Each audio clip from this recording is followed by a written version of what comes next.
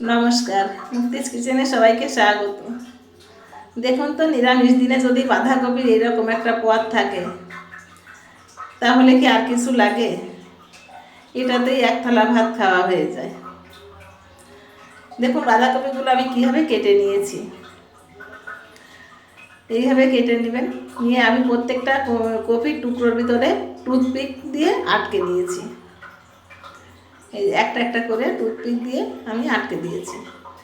এইভাবে টুথপিক দিয়ে আটকে নেবেন, তাহলে আর খুলে যাওয়ার ভয় থাকবে না।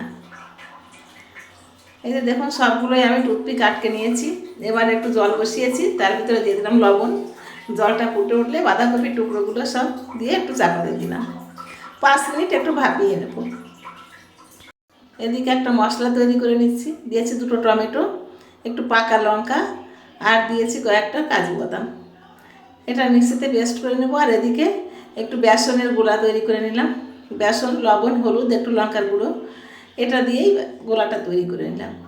নিয়ে এই যে বাঁধাকপিগুলো ভাপিয়ে তুলে রেখেছিলাম, সেইগুলো বেসনের গোলায় ডুবিয়ে ডিপ ফ্রাই করে তুলে নিচ্ছি। দেখুন, বেশ মুচমুচে করে ভেজে তুলে নিতে হবে। এগুলো এমনিতেও খেতে খুব সুন্দর লাগবে, চপের মতো লাগবে। তারপর কড়াই দিয়ে দিলাম গোটা গরম মশলা, জিরে আর শুকনো লঙ্কা ফোড়ন দিয়ে যে মশলাটা আমি পেস্ট করে রেখেছিলাম সেই মশলাটা দিয়ে দিলাম। দিয়ে ভিতরে জিরে গুঁড়ো, লঙ্কা গুঁড়ো, চেরা রেগুলার মশলা দিলাম। দিয়ে আলুগুলো দিয়ে ভালো করে কষিয়ে নিচ্ছি। কষিয়ে ভালো করে যখন কষানো হয়ে গেল তখন জলটা দিয়ে দিলাম। জলটা দিয়ে লবণ দিয়ে দিলাম।